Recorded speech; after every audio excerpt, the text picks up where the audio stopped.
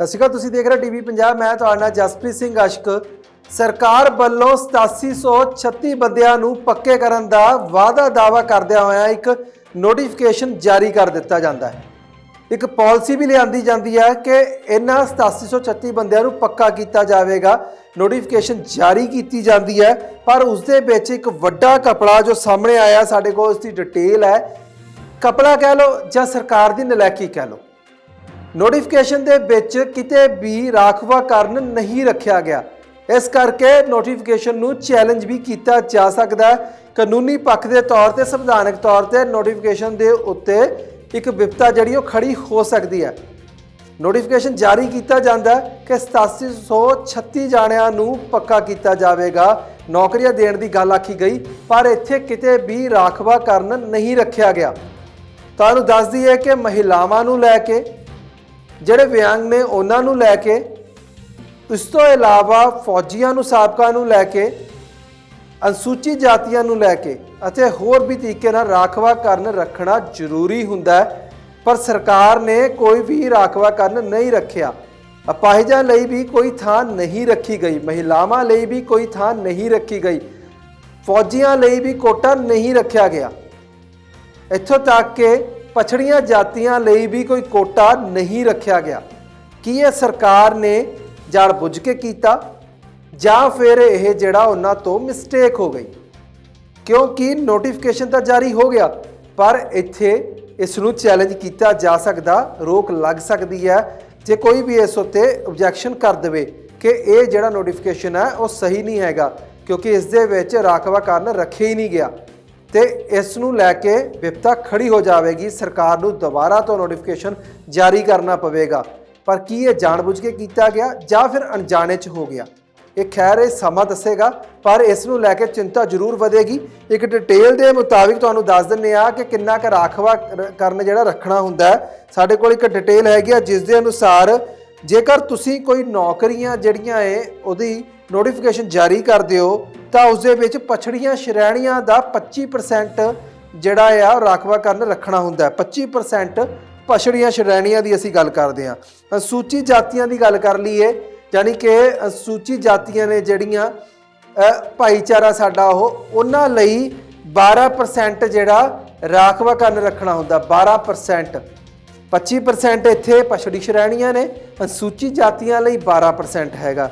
ਇਸ ਤੋਂ ਇਲਾਵਾ ਮਹਿਲਾਵਾਂ ਦੀ ਗੱਲ ਕੀਤੀ ਜਾਵੇ, ਔਰਤਾਂ ਦੀ, ਤਾਂ ਔਰਤਾਂ ਨੂੰ ਵੀ ਇਸ ਦੇ ਵਿੱਚ ਕੋਟਾ ਦੇਣਾ ਪੈਂਦਾ। ਔਰਤਾਂ ਦਾ ਕੋਟਾ ਹੁੰਦਾ, ਜਿਹੜਾ ਔਰਤਾਂ ਦਾ ਕੋਟਾ ਉਹ ਹੁੰਦਾ ਹੈ 33%। ਲੇਡੀਜ਼ ਵਾਸਤੇ 33% ਨਿਰਧਾਰਿਤ ਕੀਤਾ ਜਾਂਦਾ, ਜਿਹੜਾ ਕਿ ਇਸ ਵਾਰ ਨੋਟੀਫਿਕੇਸ਼ਨ 'ਚ ਨਹੀਂ ਕੀਤਾ ਗਿਆ।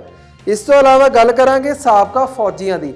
ਸਾਬਕਾ ਫੌਜੀਆਂ ਨੂੰ 13% ਜਿਹੜਾ ਰਾਖਵਾਂਕਰਨ ਸਾਬਕਾ ਫੌਜੀਆਂ ਲਈ 13% ਹੁੰਦਾ ਆ। ਇਸ ਦੇ ਵਿੱਚ 13% ਉਹ ਸਾਬਕਾ ਫੌਜੀਆਂ ਲਈ ਨਹੀਂ ਰੱਖਿਆ ਗਿਆ। ਇਸ ਤੋਂ ਇਲਾਵਾ ਦਿਵਿਆਂਗ ਜਿਹੜੇ ਕਿ ਹੁੰਦੇ ਨੇ, ਜਿਨ੍ਹਾਂ ਵਿਚਾਰੇ ਕੋਈ ਲੱਤ ਬਾਂਹ ਨਹੀਂ ਹੁੰਦੀ ਜਾਂ ਹੋਰ ਕੋਈ ਫਿਜ਼ੀਕਲੀ ਜਿਹੜੀ ਡੈਮੇਜ ਹੁੰਦੀ ਆ, ਉਹਨਾਂ ਲਈ ਵੀ ਜਿਹੜਾ ਕੋਟਾ ਰੱਖਣਾ ਜ਼ਰੂਰੀ ਹੁੰਦਾ। ਆਰਥਿਕ ਤੌਰ ਤੇ ਜਿਹੜੇ ਕਮਜ਼ੋਰ ਹੁੰਦੇ ਨੇ ਲੋਕ, ਉਹਨਾਂ ਲਈ ਵੀ ਕੋਟਾ ਰੱਖਣਾ ਜ਼ਰੂਰੀ ਹੁੰਦਾ। ਇਸ ਤੋਂ ਇਲਾਵਾ ਜਿਹੜੀ ਜਰਨਲ ਵਰਗ ਹੈ, ਉਹਦੇ ਲਈ ਵੀ ਕੋਟਾ ਰੱਖਣਾ ਜ਼ਰੂਰੀ ਹੁੰਦਾ। ਇਹ ਸਾਰੇ ਕੋਟਿਆਂ ਨੂੰ ਇੱਕ ਪਾਸੇ ਕਰਦਿਆਂ ਹੋਇਆਂ ਸਰਕਾਰ ਨੇ ਆਪਣੀ ਪਾਲਿਸੀ ਤਿਆਰ ਕਰ ਦਿੱਤੀ ਤੇ ਫਿਰ ਇਹ ਕੋਟਾ ਨਹੀਂ ਰੱਖਿਆ ਗਿਆ।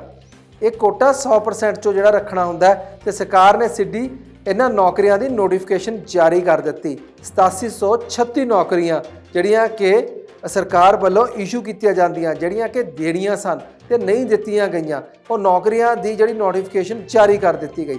ਉਹ ਆਖਿਰਕਾਰ ਉਹ ਨੌਕਰੀਆਂ ਦੇ ਵਿੱਚ ਕਿਉਂ ਇਹ ਕੋਟੇ ਨਹੀਂ ਰੱਖੇ ਗਏ?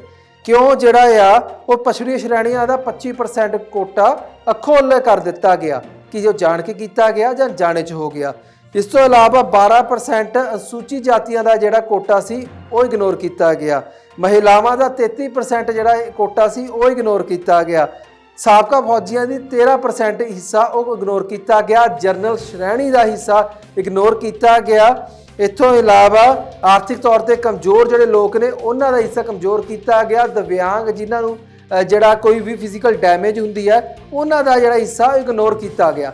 ਕੀ ਇਹ ਇਗਨੋਰ ਜਾਣਬੁੱਝ ਕੇ ਕੀਤਾ ਗਿਆ? ਫਿਰ ਸਰਕਾਰ ਨੇ ਜਿਹੜੀ ਪਾਲਿਸੀ ਬਣਾਈ ਹੈ, ਉਹ ਪਾਲਿਸੀ ਬਣਾਉਣ ਵਾਲੇ ਲੋਕ ਕੌਣ ਸੀ, ਜਿਨ੍ਹਾਂ ਨੂੰ ਇਹੀ ਨਹੀਂ ਪਤਾ ਕਿ ਪਾਲਿਸੀ ਬਣੂਗੀ ਕਿਵੇਂ? ਕੀ ਇਸ ਦੇ ਵਿੱਚ ਹੋਣਾ ਚਾਹੀਦਾ ਕਿ ਨਹੀਂ ਹੋਣਾ ਚਾਹੀਦਾ, ਕਿ ਜਾਣਬੁੱਝ ਕੇ ਇਹਨੂੰ ਬਾਹਰ ਰੱਖਣਾ ਸੀ ਕਿ ਜਦ ਵੀ ਇਹ ਨੋਟੀਫਿਕੇਸ਼ਨ ਜਾਰੀ ਹੁੰਦੀ ਹੈ ਤਾਂ ਕੋਈ ਨਾ ਕੋਈ ਇਸ ਉੱਤੇ ਆ ਕੇ ਆਪਣਾ ਕੁਐਸਚਨ ਮਾਰਕ ਲਾ ਦੇਗਾ, ਕੋਈ ਨਾ ਕੋਈ ਇਸ ਉੱਤੇ ਜਿਹੜਾ ਕਾਨੂੰਨੀ ਪੱਖ ਰੱਖ ਕੇ ਨੋਟੀਫਿਕੇਸ਼ਨ ਜਾਰੀ ਕਰਵਾ ਲਏਗਾ, ਕਿਉਂਕਿ ਸਾਡੇ ਇਹ ਸੰਵਿਧਾਨ ਦੇ ਵੀ ਖਿਲਾਫ ਹੈ, ਸਾਡੇ ਇਹ ਜਿਹੜਾ ਇਸ ਸਮੇਂ ਸਾਡਾ ਕਾਨੂੰਨ ਹੈ ਉਸ ਦੇ ਵੀ ਖਿਲਾਫ ਹੈ ਕਿ ਤੁਸੀਂ ਇਹ ਹਿੱਸਾ ਕਿਉਂ ਨਹੀਂ ਰੱਖਿਆ, ਇਹ ਕੋਟਾ ਕਿਉਂ ਬਾਹਰ ਕੀਤਾ ਗਿਆ, 8736 ਨੌਕਰੀਆਂ ਦਾ ਸਿੱਧਾ ਨੋਟੀਫਿਕੇਸ਼ਨ ਕਿਵੇਂ ਜਾਰੀ ਕਰ ਦਿੱਤਾ ਗਿਆ, ਕਿਉਂ ਇਸ ਦੇ ਵਿੱਚ ਕੋਟਿਆਂ ਨੂੰ ਇਗਨੋਰ ਕੀਤਾ ਗਿਆ। ਕੀ ਇਹ ਸਰਕਾਰ ਹੁਣ ਇਸ ਜਿਹੜੇ ਇਹ ਨੋਟੀਫਿਕੇਸ਼ਨ ਹੈ ਇਸ ਦੇ ਵਿੱਚ ਫਸ ਸਕਦੀ ਹੈ, ਸਰਕਾਰ ਨੂੰ ਚੈਲੰਜ ਹੋ ਸਕਦਾ ਹੈ, ਜਾਂ ਫਿਰ ਸਰਕਾਰ ਆਪਣੀ ਗਲਤੀ ਸੁਧਾਰਦਿਆਂ ਹੋਇਆ ਨੋਟੀਫਿਕੇਸ਼ਨ ਨਵੇਂ ਸਿਰ ਤੋਂ ਜਾਰੀ ਕਰੇਗੀ, ਕਿਉਂਕਿ ਇਸ ਦਾ ਜਿਹੜਾ ਹੁਣ ਇਹ ਇਸ਼ੂ ਕ੍ਰੀਏਟ ਹੋਵੇਗਾ। ਫਿਲਹਾਲ ਇਹ ਜਿਹੜੀ ਨੌਲੇਜ ਸੀਗੀ ਇਹ ਪੂਰੀ ਨੋਟੀਫਿਕੇਸ਼ਨ ਪੜ੍ਹ ਕੇ ਸਾਹਮਣੇ ਆਈ ਕਿ ਇਸ ਦੇ ਵਿੱਚ ਤਾਂ ਕੋਟੇ ਕਿਤੇ ਨਾ ਕਿਤੇ ਗੈਪ ਨੇ, ਇਹ ਇਗਨੋਰ ਕੀਤਾ ਗਿਆ ਹੈ। ਇਹ ਪਾਲਿਸੀ ਬਣਾਉਣ ਤੋਂ ਪਹਿਲਾਂ ਇਸ ਨੂੰ ਇਹਨਾਂ 'ਚ ਐਡ ਕਿਉਂ ਨਹੀਂ ਕੀਤਾ ਗਿਆ। ਇੱਕ ਵੀ ਵਿਅਕਤੀ ਜਾਂ ਇੱਕ ਵੀ ਸ਼੍ਰੇਣੀ ਨੂੰ, ਚਾਹੇ ਉਹ ਜਰਨਲ ਹੋਵੇ, ਪਛੜੀ ਹੋਵੇ, SC BC ਹੋਵੇ, ਚਾਹੇ ਉਹ ਦਿਵਿਆਂਗ ਹੋਣ, ਸਾਬਕਾ ਫੌਜੀ ਹੋਣ, ਔਰਤਾਂ ਹੋਣ, ਚਾਹੇ ਉਹ ਜਿਹੜੇ ਆਰਥਿਕ ਤੌਰ 'ਤੇ ਕਮਜ਼ੋਰ ਹੋਣ, ਕਿਸੇ ਨੂੰ ਵੀ ਐਡ ਕਿਉਂ ਨਹੀਂ ਕੀਤਾ ਗਿਆ।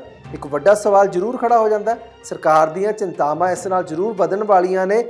ਚਿੰਤਾਵਾਂ ਉਹਨਾਂ ਦੇ ਵੀ ਵਧਣਗੀਆਂ ਜਿਹੜੇ ਕਿ 8736 ਜਾਣੇ ਪੱਕੇ ਹੋਣੇ ਸੀ, ਜਿਨ੍ਹਾਂ ਲਈ ਇਹ ਨੋਟੀਫਿਕੇਸ਼ਨ ਸੀ, ਜਿਨ੍ਹਾਂ ਨੂੰ ਇਹ ਨੌਕਰੀਆਂ ਮਿਲਣੀਆਂ ਸੀ, ਕਿ ਉਹਨਾਂ ਨੂੰ ਕਿਸ ਆਧਾਰ ਤੇ ਪੱਕਾ ਕਰ ਦਿੱਤਾ ਗਿਆ। ਇੱਕ ਪਾਸੇ ਪਹਿਲਾਂ ਹੀ ਸਰਕਾਰ ਉੱਤੇ ਇਲਜ਼ਾਮ ਨੇ ਕਿ ਉਹ ਬਾਹਰੋਂ ਲਿਆ ਕੇ ਪੰਜਾਬ ਦੇ ਵਿੱਚ ਲੋਕਾਂ ਨੂੰ ਨੌਕਰੀਆਂ ਤੇ ਫਿੱਟ ਕਰ ਰਹੀ ਹੈ। ਦੂਜੇ ਨੰਬਰ ਤੇ ਹੁਣ ਇਹ ਵੀ ਜਿਹੜਾ ਆ ਝੱਜੂ ਸਾਹਮਣੇ ਆ ਗਿਆ ਕਿ 8736 ਨੌਕਰੀਆਂ ਦੇ ਉੱਤੇ ਨੋਟੀਫਿਕੇਸ਼ਨ ਜਾਰੀ ਕਰਨ ਵੇਲੇ ਕਿ ਸਰਕਾਰ ਨੇ ਬਾਕੀ ਇਹਨਾਂ ਨੂੰ ਅਖੋਲੇ ਕੀਤਾ ਜਾਂ ਇਹ ਚਾਂਚਕ ਹੋ ਗਿਆ ਜਾਂ ਜਾਣ ਬੁੱਝ ਕੇ ਕੀਤਾ ਗਿਆ ਹੈ। ਸਵਾਲ ਬਹੁਤ ਸਾਰੇ ਖੜੇ ਹੁੰਦੇ ਨੇ ਕਿ ਵਿਰੋਧੀ ਧਿਰ ਇਸ ਉੱਤੇ ਸਵਾਲ ਚੁੱਕੇਗਾ ਕਿ ਆਮ ਲੋਕ ਕੋਰਟ ਦਾ ਸਹਾਰਾ ਲੈਣਗੇ, ਕਾਨੂੰਨ ਦਾ ਸਹਾਰਾ ਲੈਣਗੇ, ਜਾਂ ਫਿਰ ਨੋਟੀਫਿਕੇਸ਼ਨ ਇੱਦਾਂ ਹੀ ਜਾਰੀ ਰਹੇਗਾ, 8736 ਜਾਣੇ ਪੱਕੇ ਹੋ ਜਾਣਗੇ। ਸਾਡਾ ਵੈਸ 8736 ਜਾਣੇ ਦੇ ਪੱਕੇ ਹੋਣ ਨਾਲ ਨਹੀਂ, ਸਾਡਾ ਜਿਹੜਾ ਇਸ ਸਮੇਂ ਤੁਹਾਨੂੰ ਜਾਣਕਾਰੀ ਦੇਣਾ ਹੈ ਉਸ ਦਾ ਮਤਲਬ ਇਹੀ ਹੈ ਕਿ ਜਿਨ੍ਹਾਂ ਦਾ ਬਣਦਾ ਹੱਕ ਹੈ, ਜਿਨ੍ਹਾਂ ਲਈ ਉਹ ਕੋਟਾ ਹੈ, ਜਿਹੜੇ ਪਛੜੇ ਹੋਏ ਨੇ, ਆਰਥਿਕ ਤੌਰ ਟੁੱਟੇ ਹੋਏ ਨੇ, ਜਿਹਨੇ ਦਿਵਿਆਂਗ ਨੇ, ਸਾਬਕਾ ਫੌਜੀ ਨੇ, ਮਹਿਲਾਵਾਂ ਨੇ, ਜਾਂ ਕੋਈ ਹੋਰ ਵਰਗ ਹੈ ਜਿਨ੍ਹਾਂ ਨੂੰ ਬਾਹਰ ਕੀਤਾ ਗਿਆ, ਉਹਨਾਂ ਨੂੰ ਕਿਉਂ ਇਹ ਹਿੱਸਾ ਨਹੀਂ ਦਿੱਤਾ ਜਾ ਰਿਹਾ, ਉਹਨਾਂ ਨੂੰ ਕਿਉਂ ਇਗਨੋਰ ਕੀਤਾ ਗਿਆ। ਸੋਚੀ ਸਮਝੀ ਸਾਜ਼ਿਸ਼ ਜਾਂ ਫਿਰ ਚਾਂਚਕ ਕੇ ਹੋਈ ਗਲਤੀ ਹੈ। ਕਿ ਜੇ ਗਲਤੀ ਹੈ ਤਾਂ ਸਰਕਾਰ ਕਿਵੇਂ ਸੁਧਾਰੇਗੀ, ਕਿ ਦੁਬਾਰਾ ਨੋਟੀਫਿਕੇਸ਼ਨ ਜਾਰੀ ਹੋਵੇਗਾ, ਜੇ ਜਾਰੀ ਹੋਵੇਗਾ ਤਾਂ ਸਮਾਂ ਫੇਰ ਕਿੰਨਾ ਕਿਸ ਦੇ ਵਿੱਚ ਖਰਚ ਹੋਵੇਗਾ, ਕਿ ਜਾਣਬੁੱਝ ਕੇ ਇਹ ਅੜਿੰਗਾ ਬਣਾਉਣ ਦੇ ਲਈ ਇਹ ਨੋਟੀਫਿਕੇਸ਼ਨ ਜਾਰੀ ਕੀਤੀ ਗਈ, ਜਿਵੇਂ ਇਲੈਕਸ਼ਨ ਤੋਂ ਪਹਿਲਾਂ ਸਰਕਾਰਾਂ ਕਰ ਜਾਂਦੀਆਂ ਨੇ ਤੇ ਫਿਰ ਉਹਦੇ ਉੱਤੇ ਅਗਲੀ ਸਰਕਾਰਾਂ ਰੋਕ ਲਾਉਂਦੀਆਂ ਨੇ। ਪਰ ਹਜੇ ਟਾਈਮ ਬਹੁਤ ਪਿਆ ਸਰਕਾਰ ਦਾ, ਤੇ ਨੋਟੀਫਿਕੇਸ਼ਨ ਦੀ ਗਲਤੀ ਸੁਧਾਰੀ ਜਾ ਸਕਦੀ ਹੈ ਤੇ ਦੁਬਾਰਾ ਤੋਂ ਹਿੱਸਾ ਰੱਖ ਕੇ, ਰਾਖਵਾਂਕਰਨ ਰੱਖ ਕੇ ਨੋਟੀਫਿਕੇਸ਼ਨ ਜਾਰੀ ਕੀਤਾ ਜਾ ਸਕਦਾ ਹੈ, ਜਿਹਦੀ ਉਮੀਦ ਵੀ ਹੈ। ਸੋ ਦੇਖਦੇ ਰਹੋ TV ਪੰਜਾਬ। ਮੈਂ ਤੁਹਾਡਾ ਜਸਪ੍ਰੀਤ ਸਿੰਘ ਆਸ਼ਕ।